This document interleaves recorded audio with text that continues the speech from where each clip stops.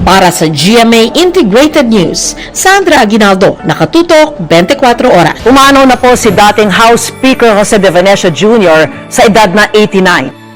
Ang puso ko'y payapa, pangako'y abot kamay. Sa pangarap mong dala, kabutihan ay nangingibaba. Ngayong eleksyon 2022, sa harap ng hamon na ibangon ang ating bayan, lahat tayo, ang mga kandidato, ang mga botante, at ang pagbabalitang gagabay sa bayan, dapat totoo. Ang mga tatakbo, dapat totoo. Totoo na may paninindigan para sa tama. Dapat matapat, hindi magnanakaw o tiwali. Totoong may plataforma at konkretong solusyon sa mga isyong dapat tugunan. At suriin ang mga proyektong kanilang isinusulong. Hindi personal na kapakanan ang itataguyod. Dapat totoo. Dahil hindi na lamang official development assistance kundi pati security assistance sa gitna ng tumitinding tensyon sa West Philippine Sea ang handang ipagkaloob sa ating bansa ng bansang Japan sa 2 araw na official visit ng Japanese Prime Minister Kishida Fumio simula ngayong araw. Matapos mag-match ang fingerprint ni Bambantarlac Mayor Alice Guo sa fingerprint ng Chinese national na si Guo Waping, lalong lumakas ang mga duda tungkol sa pagka-Pilipino ng alkalde. Pati na ang mga tanong kung maaari ba itong tumakbo pa sa darating na eleksyon.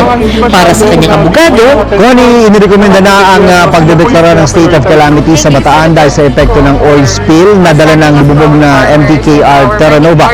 Dahil na rin ito sa libu-libong apektadong residente na umaasa sa huli mula sa dagat. pero sabi mismo ng Commission on Elections, hindi pa nakatitiyak si Guo kung makakatakbo nga siya sa election 2025. Bukod sa mga kasong posible niyang kaharapin mula sa Ombudsman at Office of the Solicitor General, pag-aaralan rin ng COMELEC ang pagsasampa ng kasong paglabag sa Omnibus Election Code dahil sa posible umanong pagsisinungaling sa filing ng Certificate of Candidacy o COC nang tumakbo itong mayor. Pasado alas 12 dyan ngayon ng tanghali, Mel, dito sa Berlin kung saan tayo naroon dito sa The Chancellery at nagpupulo na ngayon sa loob sina Pangulong Bongbong Marcos at German Chancellor Edward Olaf Scholz. Kapag naman nag-file ng COC si Guo sa election 2025, pwede itong questionin sa COMELEC ng mga tutol sa kandidatura niya. Maaari din daw desisyonan ito ng COMELEC bago mag-imprenta ng balota sa December. At gagawin po yan ang promise po ng Commission on Bank, lahat ng maisasampang kaso, i-resolve sa division level by October.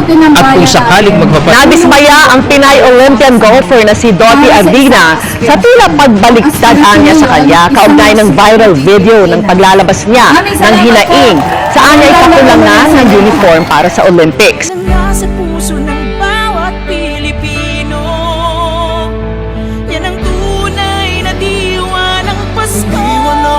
May kulay ang kabutihan, ang kapaligiran, basta ng kagandahan ng pagtutulungan, kamukian ng regalo ng bawat Pilipino.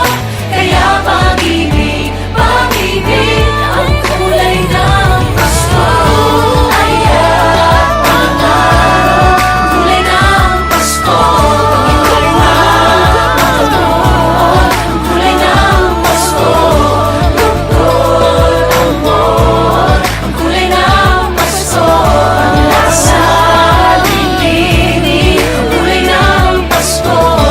Pag-ibig lang, ang kulay ng Pasko. Maging updated po sa mga maiinit na balita. Maaaring mapanood ang Balitang Hali at ang iba pang award-winning newscasts sa youtube.com/GMA News. I-click lang ang subscribe button. Sa mga kapuso abroad, maaari po kaming masubaybayan sa GMA Pinoy TV at www.gmanews.tv. Leonardo Bogo, gobyerno tapat ang buhay lahat.